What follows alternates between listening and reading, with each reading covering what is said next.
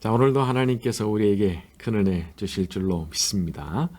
자, 지난 시간 우리는 블레셋이 하나님의 언약궤를 빼앗아갔지만 다곤 신상의 목이 잘리고 손목이 끊어지고 그 블레셋 땅에 독한 종기의 재앙이 내렸던 장면을 다뤘습니다. 그래서 장소를 가드로 옮겼지만 같은 일이 반복됐다는 것을 말했죠. 이제 거기에 이어지는 내용입니다. 사무엘상 5장 10절에서 12절입니다.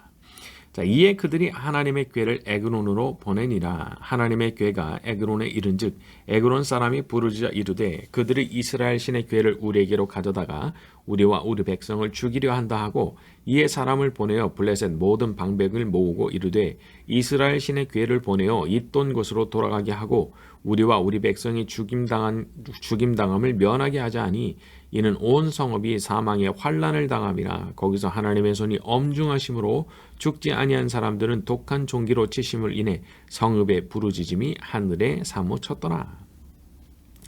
자, 이제 사람들이 알았죠. 이제 하나님의 궤가 움직여가는 곳마다 거기에 재앙이 내린다는 사실을 말합니다. 그러니까 이게 아주 기묘한 일이 일어난 거예요. 원래 이 귀한 전리품일수록 한 곳에만 두질 않고 이렇게 돌려가면서 보관을 하는 관습이 있었다고 하는데, 이거 내가 뺏어온 전리품, 내가 이스라엘의 신을 갖다 짓밟고 그냥 박살내고 거뒀던 승리의 전리품이라고 생각했던 그것이 도리어 나한테 막 재앙을 막 내려버리니까 이거 얼마나 등골이 오싹하겠어요. 그래서 있던 곳으로 돌아가게 하자, 이렇게 말을 했던 겁니다. 12절에 아주 여운이 있습니다. 성읍의 부르짖음이 하늘에 사무쳤더라.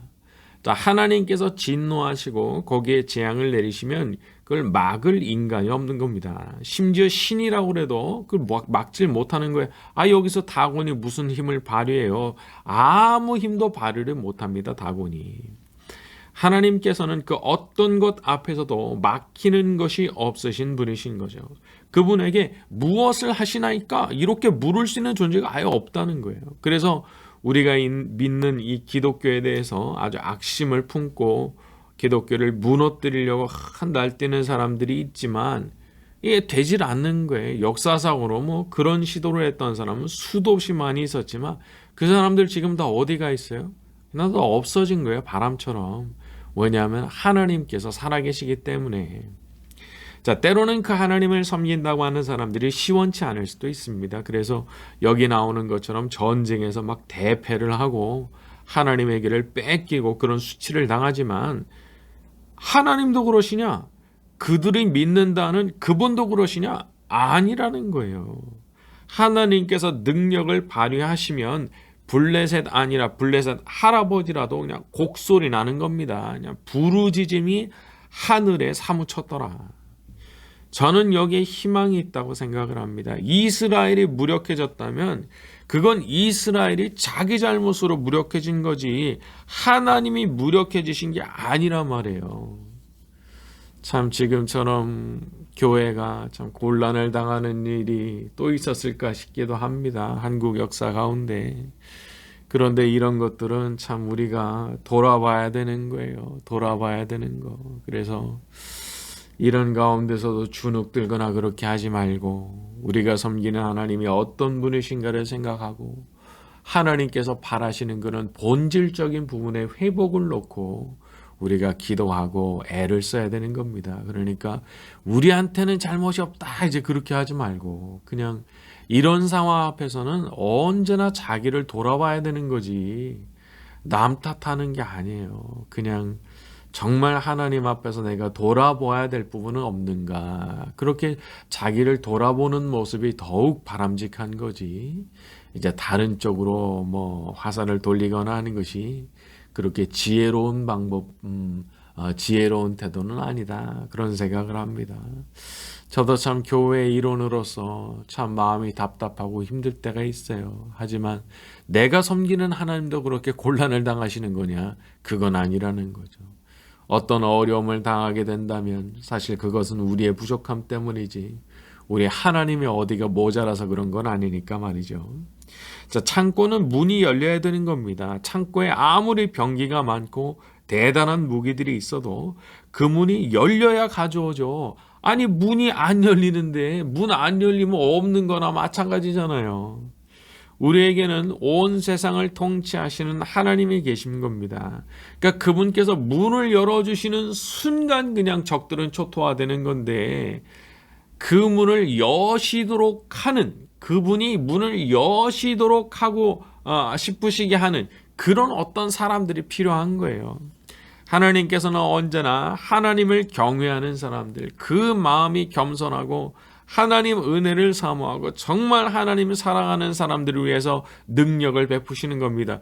그 사람들이 거기 있으면 하나님께서 문을 열고 병기를 꺼내서 가져가게 하시는 것이고, 그런 사람이 없으면 그 문이 아예 봉인된 채로 열리질 않는 거거든요. 안 열리는 거예요. 이건 우리한테 도전이 되는 말씀입니다. 이 위대한 하나님의 능력, 적들이 부르짖을 수밖에 없도록 만드는 그 하나님의 능력이 이 땅에 풀려나오도록 그 창고의 문을 열 수 있는 사람, 하나님께서 기꺼이 그 문을 열어주시는 그런 사람이 되는 거 말입니다. 우리도 비록 객관적으로는 부족한 사람들이지만 예수님의 십자가 공로를 의지하고 겸손히 고개를 숙이고 하나님 앞에 기도를 드리면 하나님께서 우리를 긍휼히 여기시고 다시 한번 그 문을 열어서 능력을 이 땅 가운데 베풀어 주시고 우리의 모든 적들이 부르짖을 수밖에 없도록 만들어 주실 줄로 믿습니다.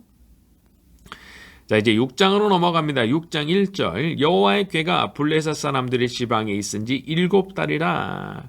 자, 여기 궤가 블레셋 사람들의 지방에 7달이 있었다고 했습니다. 앞서서 그렇게 재앙이 막 내리고 했는데 왜 바로 돌려보내지 않았을까 싶죠.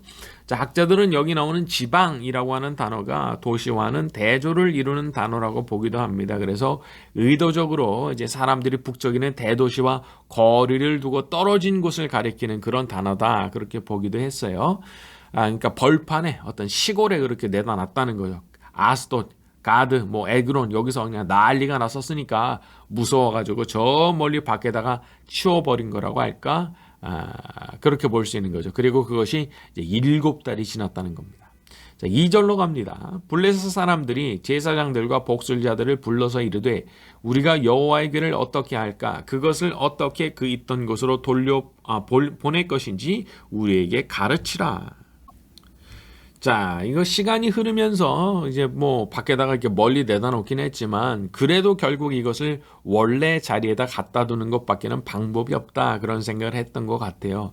사실 찜찜하죠. 멀리 떨어뜨려 놨다고 하지만. 그래서 제사장들과 복술자들, 이거 세번역에서는 점쟁이로 번역을 했는데 자기들의 신을 섬기는 제사장들과 점쟁이들한테 물었다는 거죠.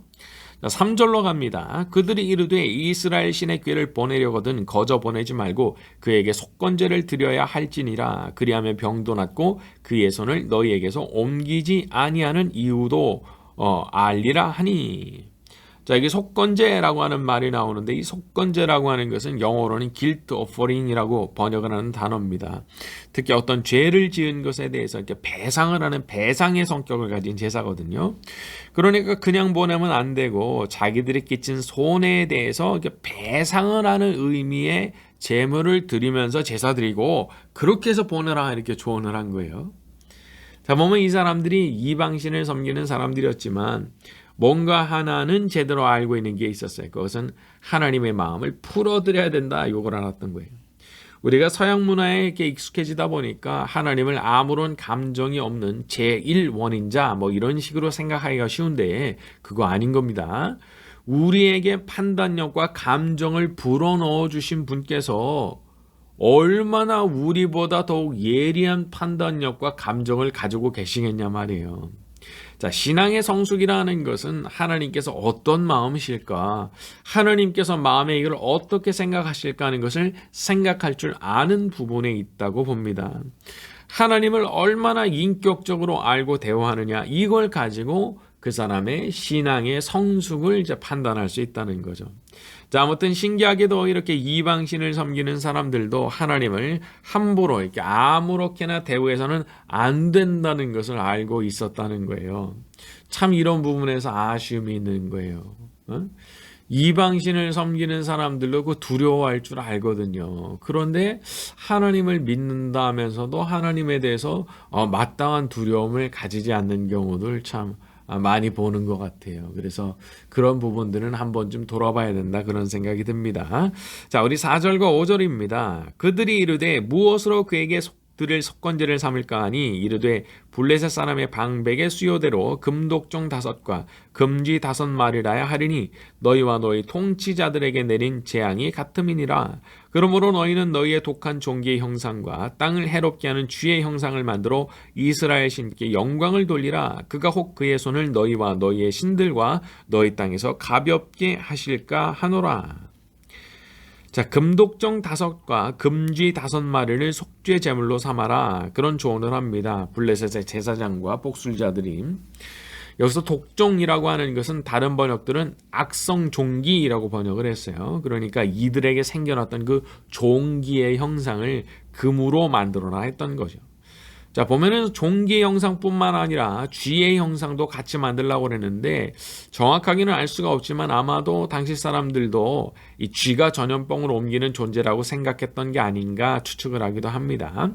자, 5절에 보면 그가 혹 그의 손을 가볍게 하실까 하노라. 자, 이렇게 말을 했는데 이것은 뭐 어떤 면에서 보자면 확신은 없었다는 뜻이 됩니다. 확신은 없었다.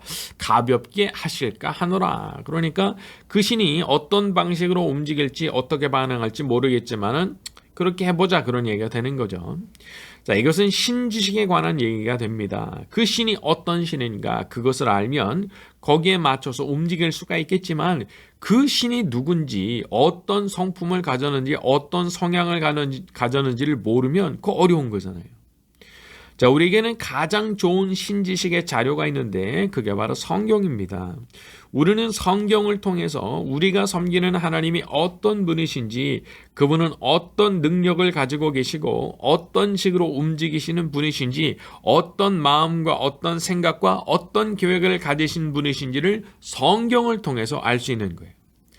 자, 성경은 그 가치를 알고 진지하게 성경을 연구하는 사람들에게 열리는 책입니다.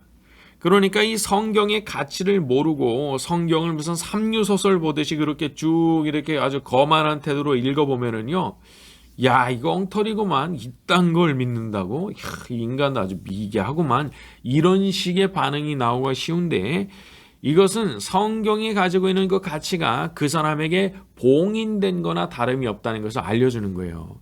그런 식으로 덤비니까 알 수가 없는 거예요. 아주 거만한 태도로 아이고 내가 한번 훑어보지 뭐. 이런 식으로 덤비니까 신지식을 습득할 수가 없어요.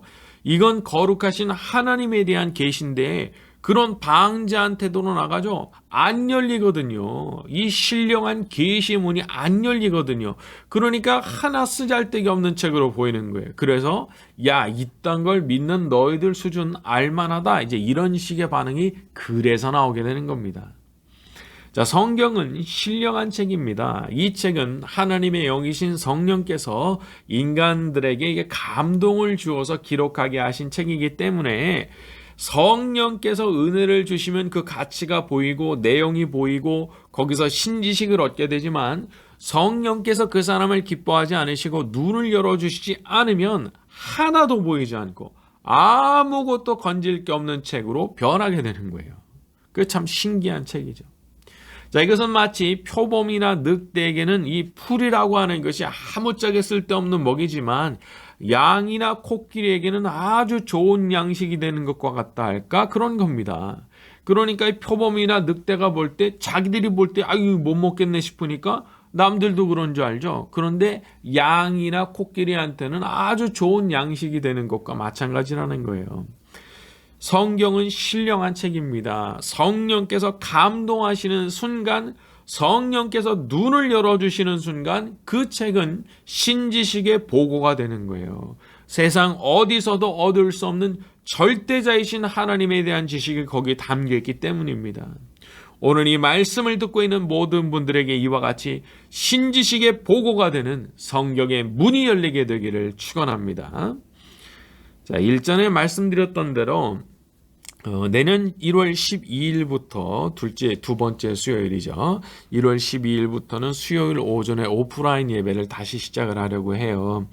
형식은 이제 성경 통독 형식으로 해서 총 90회의 일독을 하는 걸로 진행을 하려고 합니다. 그래서 성경을 제가 짧게 개관을 해드리고 성경 통독 파일 들으면서 쭉 읽어가는 방식이 될 텐데, 수요일 오전에만 오셔도 성경 일독이 되게 그렇게 준비를 하고 또 제가 그렇게 기도를 하고 있어요.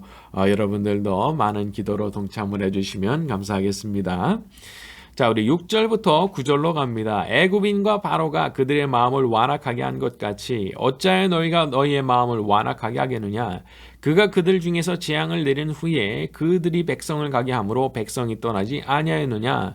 그러므로 새 수레를 하나 만들고 멍에를 메어보지 아니한 젖나는 소 2마리를 끌어다가 소의 수레를 메우고 그 송아지들은 떼어 집으로 돌려보내고 여호와의 궤를 가져다가 수레에 싣고 속건제로 드릴 금으로 만든 물건들은 상자에 담아 궤 곁에 두고 그것을 보내어 가게 하고 보고 있다가 만일 궤가 그 본 지역길로 올라가서 벳세메스로 가면 이 큰 재앙은 그가 우리에게 내린 것이요 그렇지 아니하면 우리를 친 것이 그의 손이 아니요 우연히 당한 것인 줄 알리라 하니라.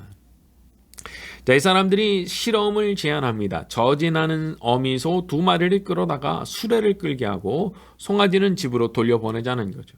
자, 7절에 멍에를 메어보지 아니한 소라고 하는 것은 훈련되지 않은 소를 뜻하는 겁니다. 수레를 전혀 끌어본 적이 없는 소로 테스트를 해보자는 거죠. 그래서 수레를 같은 거를 한 번도 끌어보지 않은 소들이 자기 새끼를 뒤에다가 두고 베세메스라는 지역으로 올라가 버린다면, 이스라엘 접경 지역이죠. 거기로 올라가 버린다면 이건 분명히 이스라엘 신이 재앙을 내린 것일 것이고, 그렇지 않다면 그냥 자기 새끼들을 따라서 돌아온다면 그건 우연일 것이다. 이렇게 사람들이 생각했던 겁니다. 자, 그런데 제가 여기서 좀 유심히 보고 싶은 것은 6절이에요. 애굽인과 바로가 그들의 마음을 완악하게 한 것 같이 어찌하여 너희가 너희 마음을 완악하게 하겠느냐. 이 사람들이 나름대로 이제 원인 분석을 한 겁니다. 왜 애굽인들이 그렇게 이스라엘 신에게 과거에 묵사발이 되느냐. 그 고집, 그 완고한 마음 때문에 그렇게 된 거 아니냐는 거예요. 그러니까 우리는 그렇게 하지 말자. 참, 이 사람들이 어떤 면에서 보면은 똑똑해요. 똑똑해.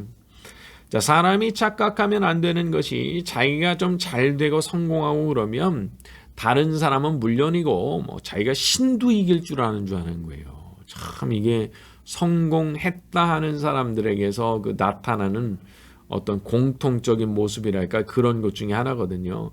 그런 사람들이 성경 안에 수두룩하게 나옵니다. 이스라엘을 침공했던 사람들마다 다른 나라 신들이 나한테 죽어난 거 모르냐? 너희도 마찬가지야. 내가 다 죽여놓는다. 이스라엘 신도 마찬가지야. 이런 식의 언급을 했다가 그냥 비참한 꼴로 퇴각하는 일들이 많이 있었죠.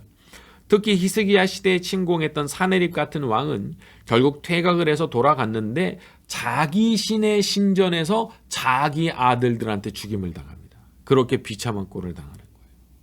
그러니까 우리는 하나님을 두려워할 줄 아는 지혜로운 사람들이 되어야 됩니다. 하나님 앞에서는 오직 겸손밖에 없어요. 그게 진짜 지혜입니다. 진짜 지혜. 그래서 잠언에 말씀하기를 여호와를 경외하는 것이 지혜의 근본이라고 그랬던 게, 지혜의 근본. 지혜의 근본, 지식의 근본. 딴 것 좀 몰라도 된다. 그러나 이것만큼은 알아야 된다. 이것만큼은. 이거 모르면 아예 출발도 못하는 거예요. 그게 뭐예요? 하나님 두려우신 줄 아는 거. 하나님 두려우신 줄 알고 그 앞에 겸손한 태도를 취하는 거. 이게 아주 근본이 되는 신지식이란 말이죠. 근본이 되는 신지식. 그래서 항상 하나님 앞에 하나님을 경외하는 태도로 살아가고 그 앞에 겸손하게 고개를 숙일 줄 아는 것이 가장 지혜로운 태도가 된다는 거죠. 자, 항상 하나님 앞에 고집스러운 태도를 가지지 않으며 항상 겸손하고 온유하고 순종하는 마음으로 살아가는 저와 여러분이 되기를 예수님의 이름으로 축원합니다. 같이 한번 기도하겠습니다. 하나님 아버지, 항상 하나님 아버지를 경외하는 사람으로 살기를 원합니다. 매사에 겸손하고 온유하며 순종하는 사람으로 살아가게 하여 주시옵소서. 저희의 모든 대적들을 능히 물리치시는 하나님을 신뢰하오니 엎드리는 저희를 위해 놀라운 일을 행하여 주시옵시고 저희의 길을 가로막는 모든 원수들을 물리쳐 주시옵소서. 원수들이 덤벼들었다가도 한 길로 왔다 7길로 도망가는 역사가 나타나기를 원합니다. 저희를 붙드시고 축복하여 주시옵소서. 성경을 읽어가는 가운데 눈이 열리게 만들어 주시고 성경이 그야말로 신지식의 보고가 되는 축복도 저희에게 허락하여 주시옵소서. 각처에 흩어져 있는 우리 모든 성도님들을 기억하여 주시옵시고 날마다 성령으로 충만하게 만들어 주시오며 에녹과 같이 하나님과 동행하는 복을 누리는 모든 분들 될 수 있도록 축복하여 주시옵소서. 예수님의 이름으로 기도드렸습니다. 아멘.